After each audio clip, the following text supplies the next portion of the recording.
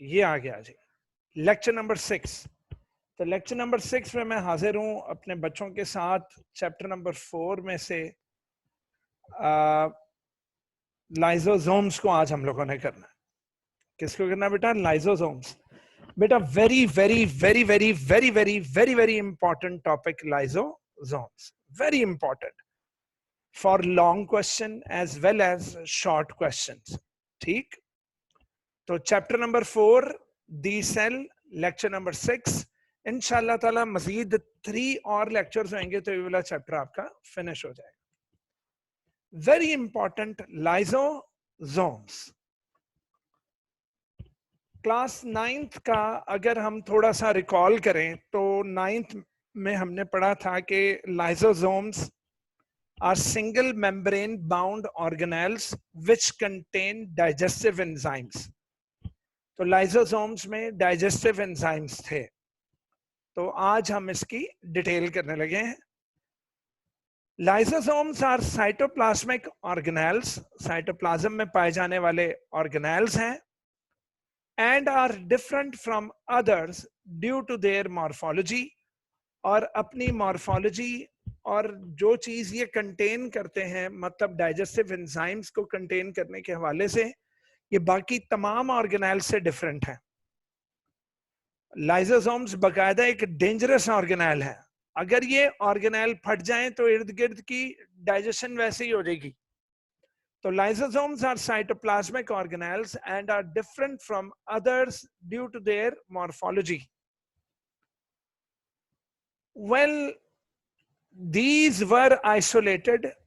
Lysosomes को cell के अंदर से निकाला था as a separate component for the first time. किसने पहली दफा इन्हें सेल से निकालकर बाहर लैब में लेकर आए? कौन? D due. कौन बच्चों? D due.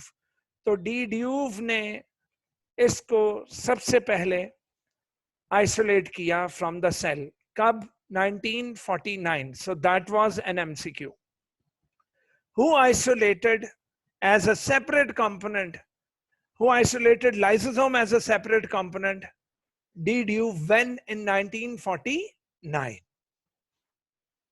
The word lyso means splitting. The word lyso means splitting, tod dena, split kar dena. And the word zoma means body.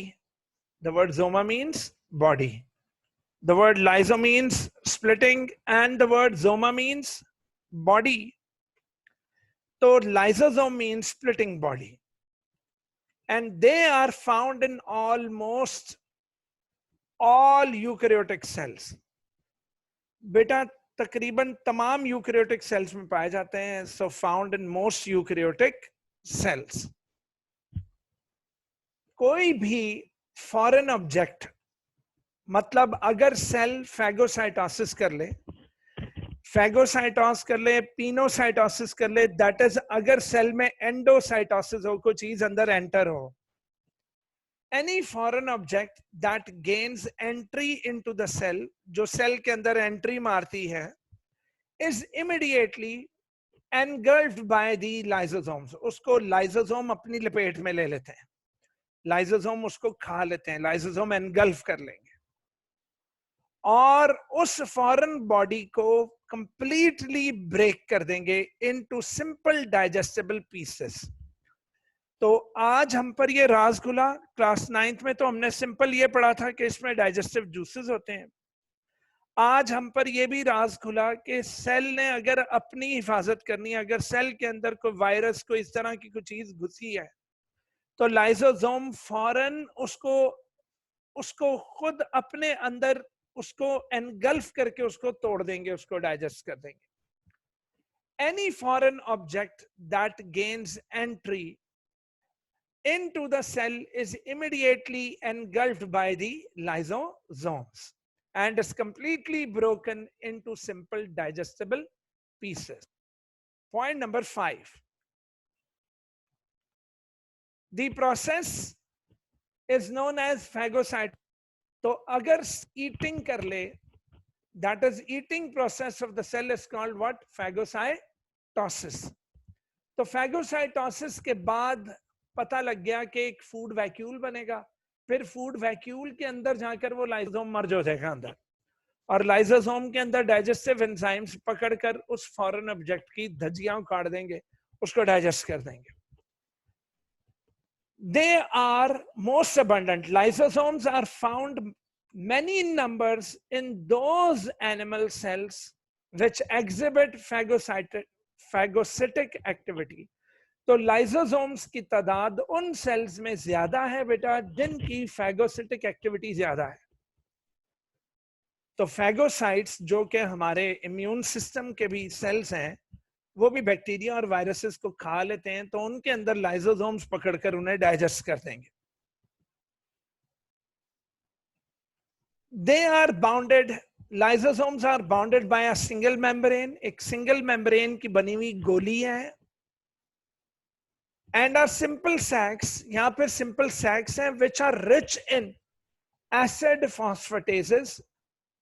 बेटा ये बेहतरीन किस्म के तोड़ने वाले एंजाइम्स हैं जो डीकंपोजिशन कर देते हैं मैक्रो मॉलिक्यूल्स की माइक्रो में.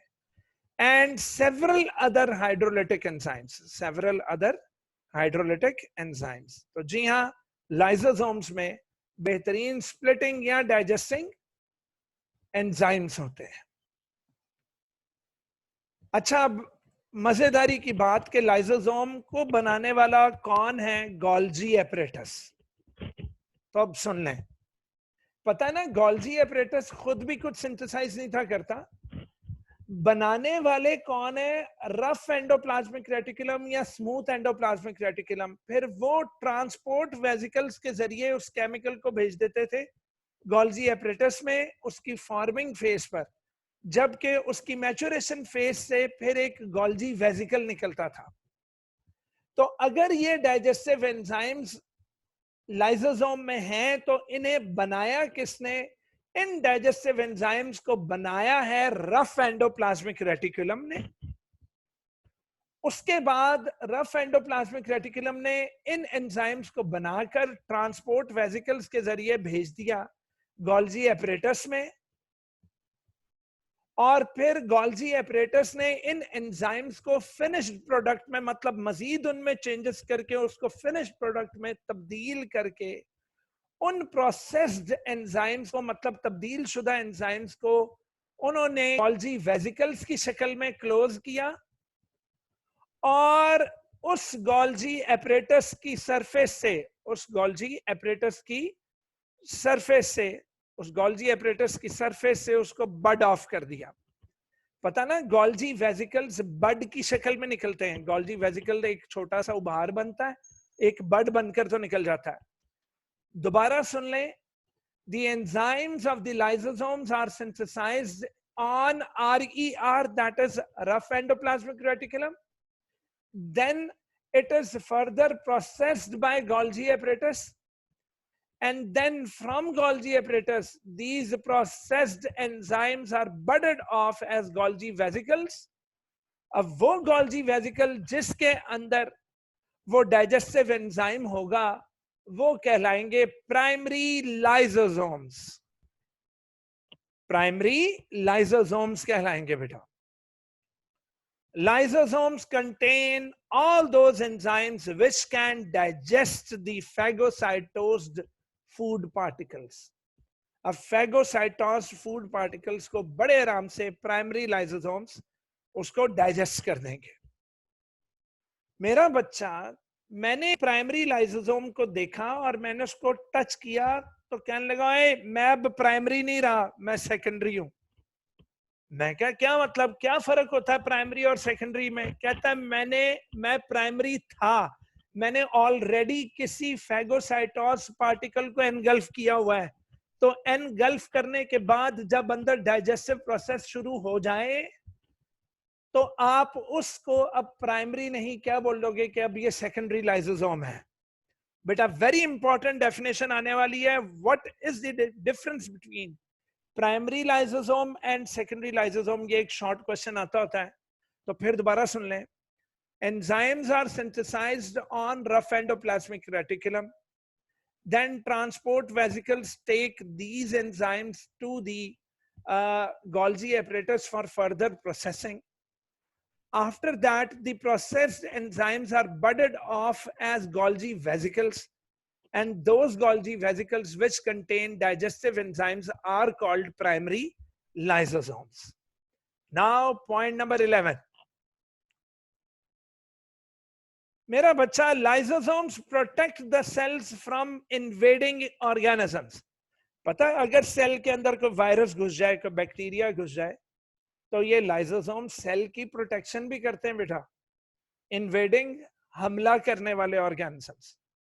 और एनी अदर फॉरेन ऑब्जेक्ट, भी फॉरेन ऑब्जेक्ट अंदर सेल ने फैगोसाइटोसिस करके कोई फूड मटेरियल लेकर गया हुआ है, which are engulfed in the cell as phagocytic vacuoles, तो phagocytic vacuoles बन जाएंगे जनाब।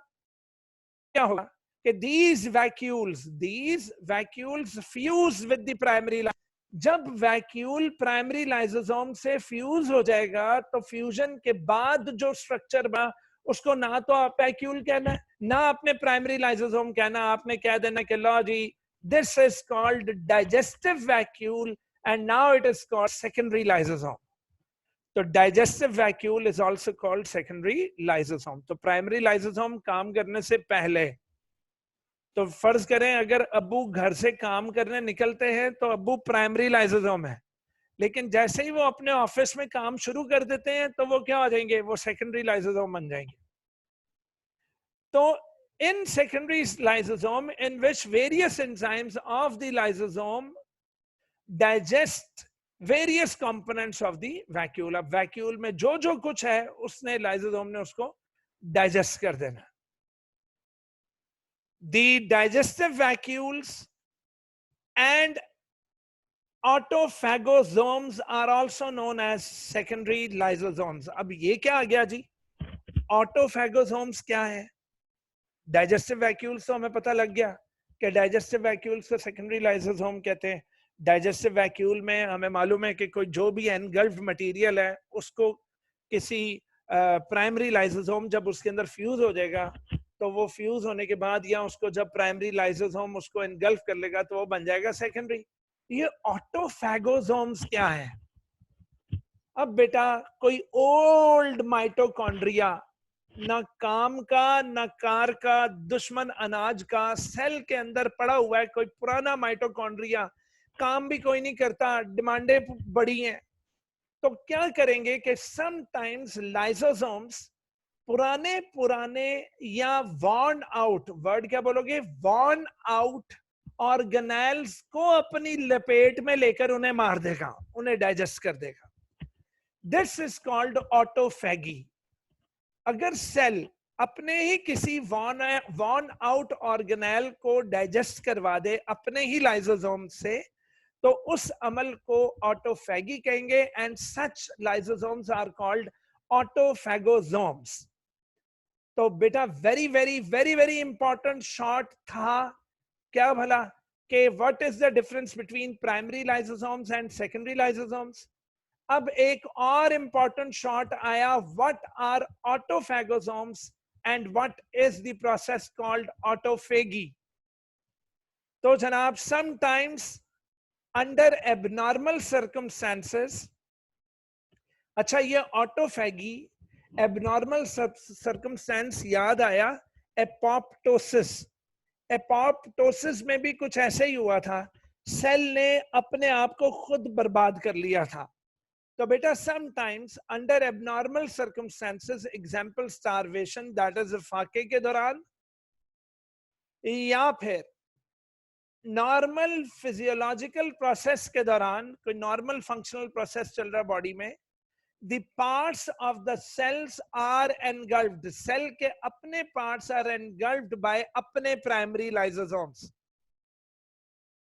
और उन parts को वो digest कर देते हैं, lysosomes digest कर देते हैं in order to generate energy। तो किसी वक्त एनर्जी की जरूरत होती है तो अपने ऑर्गेनेल को डाइजेस्ट करके एनर्जी ले ली जाती है, या फिर कोई वॉर्न आउट ऑर्गेनेल हो उसको खत्म करने के लिए ऑटोफैगी का अमल किया जाता है। The lysosomes The lysosomes which eat part of their own cell, beta, very, very, very, very important definition. The primary lysosomes which eat parts of their own cell are known as autophagosomes.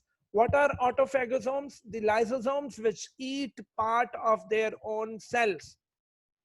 And these autophagosomes are involved in autophagy, that is self-eating. Autophagy is called self-eating. Well, during this process, इस process के दौरान some old, पुराने, worn out, जिनका कोई use अब नहीं रहा, parts of the cells such as old mitochondria are digested. तो ये इसका मुकम्मल आंसर है जी, ऑटोफैगोसोम्स एंड ऑटोफैगी का. पॉइंट नंबर 5, ये आप चाहे तो लिखें चाहे तो ना लिखें, लेकिन अच्छे बच्चे आंसर सजाने के लिए पूरे नग डालते हैं. In this way, इस तरह materials of the cell may be recycled and cell may be renewed. तो cell अपने आप को renew कर सकता है. Their enzymes can also result in degeneration of the cell. और अगर ये lysosomes को control ना किया जाए, या 9th class की book में एक question भी था कि what happens if the lysosomes burst inside the cell, तो cell पूरे का पूरा बेटा degenerate हो जाएगा, digest हो जाएगा. As may occur during some developmental process. तो बेटा कुछ developmental process अब यहाँ पर ये इशारा एपोप्टोसिस की जानिब है कि एपोप्टोसिस के दौरान भी अगर पूरे सेल को खत्म करना हो तो तब भी लाइसोसोम्स ही काम आते हैं सेल्फ ईटिंग में. अच्छा जी, और तो और lysosomes release enzymes for extra cellular digestion.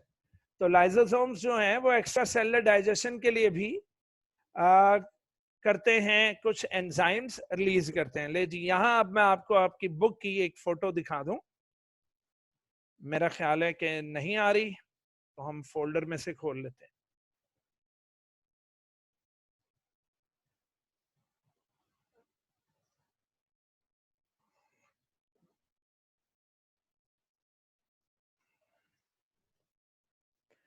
नहीं जी, ये किताब की एक डायग्राम है.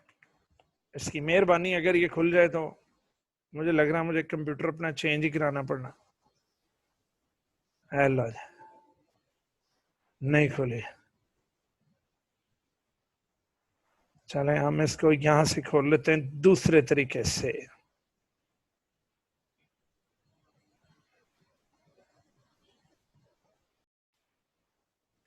लें जी, इस डायग्राम में हम देख रहे हैं कि ये है रफ एंडोप्लाज्मिक रेटिकुलम. ये क्या है मेरा बच्चा? Rough endoplasmic reticulum. Rough endoplasmic reticulum ने बनाए डाइजेस्टिव एंजाइम और ट्रांसपोर्ट वेसिकल के जरिए इसको भेज दिया गोल्जी एपरेटस की तरफ. गोल्जी एपरेटस ने बेटा उसको प्रोसेस किया और प्रोसेस करके उसको बना दिया प्राइमरी लाइसोसोम. अब प्राइमरी लाइसोसोम ने अगर बेटा अंदर किसी भी, ये देखो ये सेल्फ ईटिंग हो रही है. क्या हो रही है बेटा? Self eating.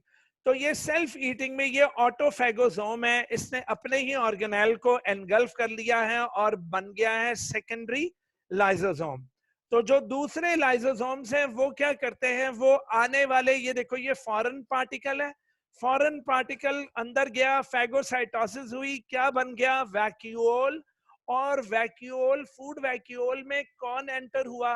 ये लाइसोसोम बेटा, प्राइमरी लाइसोसोम एंटर हुआ, और प्राइमरी लाइसोसोम के बाद फिर क्या बन गए? Secondary lysosomes. तो इस तरह हमने बुक की डायग्राम को भी क्लियर कर लिया कि एक तो ऑटोफैगी हो रही है और ऑटोफैगी करके सेकेंडरी लाइसोसोम बने जा रहे हैं, तो दूसरी तरफ फूड वैक्यूल्स के साथ मिलकर क्या बनते जा रहे हैं जनाब? सेकेंडरी लाइसोसोम्स बनते जा रहे हैं. डन. इसके बाद आई बेटा स्टोरेज डिजीजेस. बेटा very very very very important short question बेटा, और लॉन्ग भी बनता होता है कि what are storage diseases. What are storage diseases? Storage diseases में क्या होता है कि बहुत सारी ऐसी कॉन्जेनाइटल डिजीजेस, कौन सी डिजीजेस होती हैं जो पैदा होते साथ ही हुई हो, यानी कि हेरिडिटरी डिजीजेस। बहुत सारी ऐसी hereditary diseases have been found जो जिन डिजीजेस में उस पेशेंट के अंदर या तो दिमाग में या लिवर के सेल्स के अंदर भरमार हुई हुई होती है, किसी एक केमिकल की स्टोरेज हुई हुई होती है बड़ी जबरदस्त किस्म की।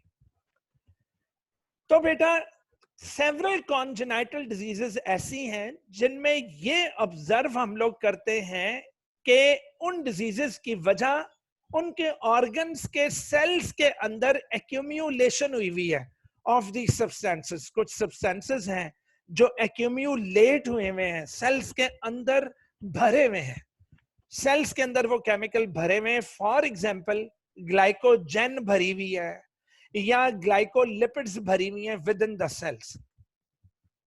इसकी दो एग्जाम्पल्स भी हैं, हम आगे पढ़ेंगे, दोबारा सुन लें। स्टोरेज डिजीजेस ऐसी डिजीजेस हैं कि कुछ कॉन्जेनाइटल डिजीजेस में, कुछ हेरिडिटरी डिजीजेस में हमें यह पता लगा कि उन डिजीजेस में क्या होता है कि उन डिजीजेस में सेल्स के अंदर कुछ केमिकल्स कुट कुट के भरे हुए होते हैं। वो केमिकल्स भरे तो जा सकते हैं मगर उन केमिकल्स को डाइजेस्ट नहीं किया जा सकता।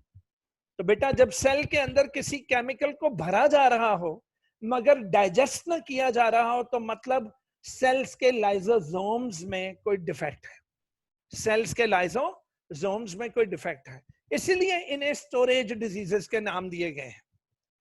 These are also called storage diseases and are produced by mutation। लो जी, एक म्यूटेशन हो गई है जिसने इफेक्ट कर दिया है लाइसोसोमल एंजाइम्स को।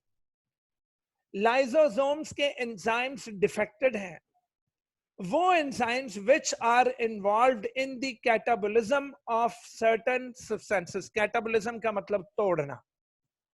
वो लाइसोसोम्स डिफेक्टेड हैं जो सेल्स के अंदर किसी कॉम्प्लेक्स मटेरियल को, कॉम्प्लेक्स सब्सटेंस को सिंपल में तोड़ते हैं। तो लाइसोसोम्स के एंजाइम्स डिफेक्टेड हैं।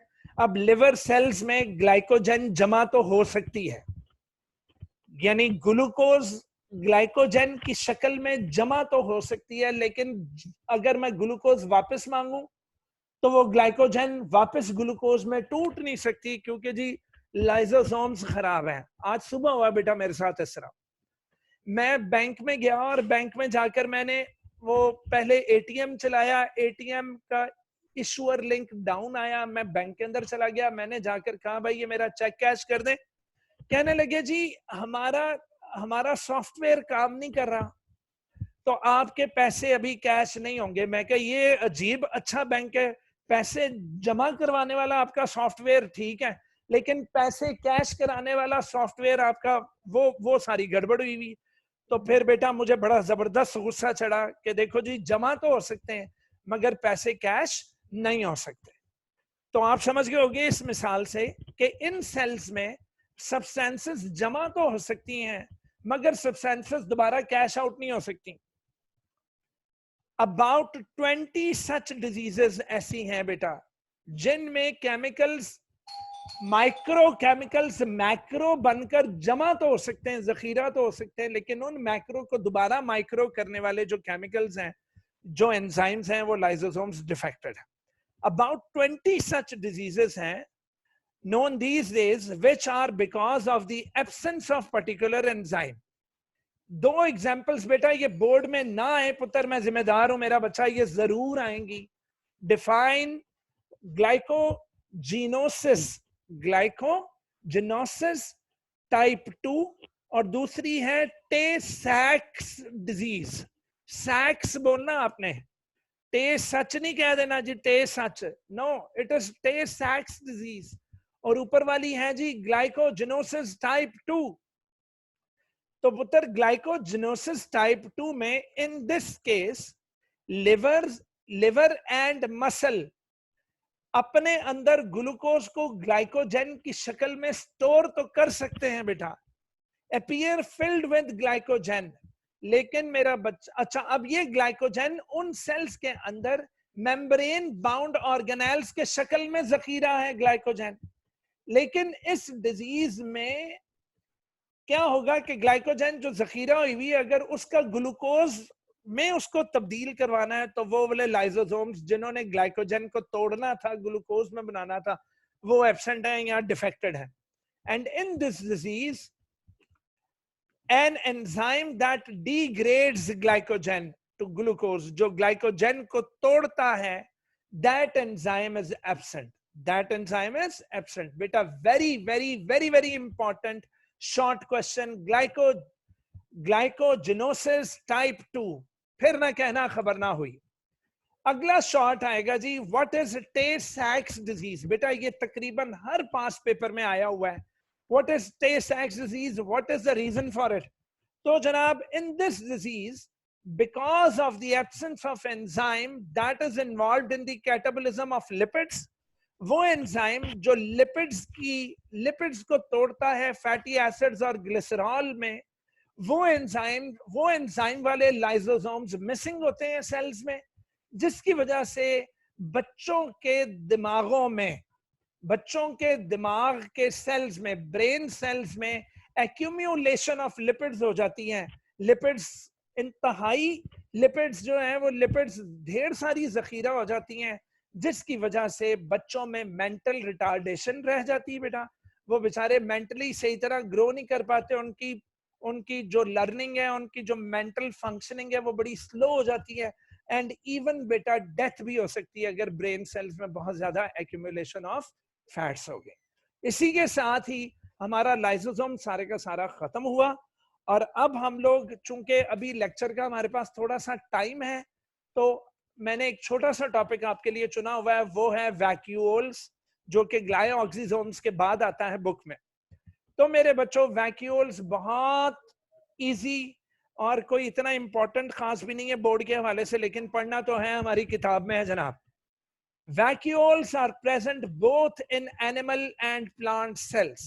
Vacuoles दोनों एनिमल्स और प्लांट सेल्स दोनों में होते हैं। अच्छा, एनिमल सेल में छोटे छोटे होते हैं, प्लांट सेल के अंदर वो छोटे छोटे वैक्यूल्स, जो कि स्टार्ट में जब प्लांट सेल नया नया बनता है तो उसमें एनिमल सेल की तरह छोटे छोटे वैक्यूल्स होते हैं। फिर वो छोटे छोटे वैक्यूल्स आपस में आकर जुड़ते जाते हैं, आपस में एक दूसरे में फ्यूज होते हैं, उनके फ्यूज होने को कोएलेसेंस कहते हैं। तो कोएलेसेंस से एक लार्ज वैक्यूल बन जाता है। क्या बन जाता है बेटा? एक लार्ज सेंट्रल वैक्यूल। तो ये देखें, ये एक प्लांट सेल है, तो प्लांट सेल में ये जो दरमियान में पड़ा हुआ है, जो कि लाइट ग्रीन कलर का आपको दिखाई दे रहा है, this is the large central vacuole, जिसने बाकी ऑर्गेनेल्स और साइटोप्लाज्म को टुवर्ड्स पेरिफेरी पुश किया हुआ है, टुवर्ड्स पेरिफेरी पुश किया हुआ है। डन। तो ये लार्ज सेंट्रल वैक्यूल है। अच्छा जी, अब बेटा टॉपिक शुरू उसने वैक्यूल और एनिमल और प्लांट से किया है, लेकिन बाद में हमारा जो राइटर है वो सिर्फ और सिर्फ प्लांट सेल के वैक्यूल को एक्सप्लेन करके तो इस टॉपिक को खत्म कर देते हैं जनाब। Vacuole, they are particularly large and abundant, ज्यादा तादाद में पाए जाते हैं और लार्ज होते हैं in the plant cells, and often occupying the major portion of the cell। जिस तरह मैंने आपको दिखाया कि मेजर पोर्शन ऑफ सेल किसने घेरा हुआ जनाब? ये वैक्यूल ने घेरा हुआ है, मेजर पोर्शन। ठीक है जी, of the cell volume, and forcing the remaining intracellular structures into the thin peripheral layer, और बाकी तमाम चीजों को उसने पुश किया हुआ है, ऐसे जैसे कोई ढीठ कजन नहीं आ जाता जो गाड़ी में बैठ जाता और सारों को पीछे पुश कर देता है कि सारी जगह मैंने लेनी। डन जी। तो next point number 3, these vacuoles are bounded by single membrane। ये वैक्यूल बेटा सिंगल मेम्ब्रेन से बाउंड होते हैं, एंड आर फॉर्म्ड बाय, मैंने कहा था ना, जब छोटे छोटे वैक्यूल्स आपस में आकर फ्यूज होकर बड़ा वैक्यूल बनाएंगे तो उसको कहेंगे कोएलेसेंस। तो single large central vacuole is formed by the coalescence of the smaller vacuoles during the plant's growth and development. Point number 4, vacuoles serve to expand। vacuoles अपने अंदर चीजें absorb करके expand हो जाते हैं, expand the plant cell, और खुद भी expand होते हैं और plant cell को भी expand कर छोड़ते हैं। और हाँ, बेटा इनके वैक्यूल में पानी होना बड़ा जरूरी है, वरना प्लांट का सेल मुरझा जाएगा, टर्जिड हो जाएगा, तो उसको मुरझा जाएगा, फ्लैसिड हो जाएगा। तो फ्लैसिड हो जाएगा या विल्ट कर जाएगा प्लांट, तो वो फ्लैसिडिटी ना हो, प्लांट का टर्जिड रहना बड़ा जरूरी है। तो टर्जिडिटी पता है ना क्या थी, कि वैक्यूल पानी से भर जाता है, फिर वैक्यूल पेरिफ्री कहते हैं बाउंड्री वाले रीजन की तरफ पुश कर देता है, और वैक्यूल जोर लगाता है सेल वॉल की तरफ। सेल वॉल कहती है खबरदार फटे तो एक जबरदस्त किस्म का सेल में एक तनाव पैदा हो जाता है, जिसकी वजह से प्लांट्स अपराइट खड़े रहते हैं। और पानी बहुत जरूरी है टर्जिडिटी के लिए, तो vacuole does it without diluting it's cytoplasm. बेटा साइटोप्लाज्म में पानी एक्स्ट्रा नहीं हुआ, वो सारा एक्स्ट्रा पानी किसमें चला गया है, वैक्यूल में। तो without diluting cytoplasm, vacuoles expands the plant cell. तो इसका बड़ा अच्छा ये फंक्शन है। It also function as sites for the storage of water. Vacuole में वाटर को स्टोर भी किया जाता है, and also cell products, cell के प्रोडक्ट्स भी अंदर स्टोर कर किए जा सकते हैं, and some metabolic intermediates, metabolism के दौरान में बनने वाले, दरमियान में बनने वाले जो केमिकल्स होते हैं उन्हें इंटरमीडिएट्स कहते हैं। तो उनके भी स्टोरेज हाउस हैं vacuoles. Last point, the plant vacuole is the major contributor to the turgor that provides support for the individual plant cell। तो जनाब ये टर्जिडिटी में मदद देते हैं, और प्लांट सेल को अगर कोई सपोर्ट है तो वो यही है, पानी की वजह से। आप समझ लो हाइड्रोस्टैटिक स्केलेटन है। And contributes to the rigidity of the leaves. अगर लीव्स सख्त हैं तो सिर्फ और सिर्फ लीव्स के सेल्स के वैक्यूल्स में मौजूद पानी की वजह से हैं। And younger parts of the plant, जिनमें कोई इतने खास वो सपोर्टिंग टिश्यूज नहीं है, फिर भी अगर सेल्स हैं तो सेल्स के अंदर पानी भरा हुआ है, और पानी की वजह से वो इतने जबरदस्त टर्जिड हैं कि वो पूरी प्लांट को सपोर्ट दिए हुए हैं वैक्यूल्स। बच्चों समझ में आया आज का लेक्चर? अब अगर आपने कोई क्वेश्चन करना है तो आप लोग कर सकते हैं। जब मैंने सहरी की, तो सहरी करने पर क्या हुआ कि मैंने ढेर सारा खाना खा लिया। अब मेरी ब्लड के अंदर शुगर लेवल राइज हो गया। उस शुगर को इंसुलिन, यानी कि ग्लूकोज को इंसुलिन पकड़ कर ले गई लिवर और मसल्स के सेल्स तक, और लिवर और मसल्स के सेल को जाकर इंसुलिन ने कहा कि भाई तुम इस ग्लूकोज की ग्लाइकोजन बनाकर अपने अंदर स्टोर करवा लो। अब सहरी खाकर मैंने नमाज पढ़कर मैं सो गया। सोने के बाद जब मैं 10:30 बजे उठा, फिर मैं काम करने शुरू किए। अब इस टाइम क्या हुआ कि अब मुझे वो स्टोर्ड ग्लाइकोजन की वापस जरूरत है, क्योंकि मैंने खा पी तो मैं रहा नहीं, मैं तो रोजे से हूं। अब क्या होगा कि लिवर और मसल्स के जो लाइसोसोम्स हैं बेटा, सेल्स के जो लाइसोसोम्स हैं, वो डाइजेस्ट करेंगे ग्लाइकोजन को, और डाइजेस्ट करके क्या बना देंगे, ग्लूकोज, और रिलीज करवाएंगे किसमें, दोबारा ब्लड में। इस तरह मुझे ग्लूकोज मिलती रहेगी इफ्तारी तक। लेकिन फर्ज करो कि अगर वो लाइसोसोम्स पुत्र डिफेक्टेड हो, तो फिर क्या है, फिर मसल्स और लिवर में ग्लूकोज जमा तो हो सकती है ग्लाइकोजन की शक्ल में, लेकिन ग्लाइकोजन दोबारा ग्लूकोज की शक्ल में नहीं आ सकता, क्योंकि लाइसोसोम्स डिफेक्टेड है। सेम मैंने थोड़ी देर पहले एग्जांपल दी थी, एक ऐसा बैंक बन जाएगा जिसमें आपके बाबा का पैसा जमा तो हो सकता है, मगर जब उनको जरूरत पड़ती है वहां से कैश नहीं होता। तो कितनी अजीबो गरीब सिचुएशन होगी कि हम जखीरा तो कर सकते हैं, मगर हम उसको दोबारा डाइजेस्ट नहीं कर सकते, हम वहां से वापस नहीं निकाल सकते। ठीक है जी। और मेरे बच्चों को कोई क्वेश्चन करना हो? मैं 5 तक गिनूंगा, उसके बाद फिर मैं मीटिंग एंड कर दूंगा। ठीक है बेटा? 1 2 3 4 एंड 5। लो जी, इंशाल्लाह ताला कल मिलेंगे हम अगले टॉपिक्स के साथ। अगर आपको बेटा मेरी समझ आती है, मेरे YouTube के चैनल को सब्सक्राइब करें, लाइक करें और शेयर करें, और अपने दोस्तों को भी बताएं कि यहाँ पर आपको पूरी बेहतरीन रिवीजन कराई जाएगी। और ऑनलाइन क्लासेस ज्वाइन करनी है तो डिस्क्रिप्शन में दिए गए मेरे नंबर पर मुझसे राब्ता फरमाएं। बहुत बहुत बहुत शुक्रिया। खुदा हाफिज। जीते रहो, सलामत रहो।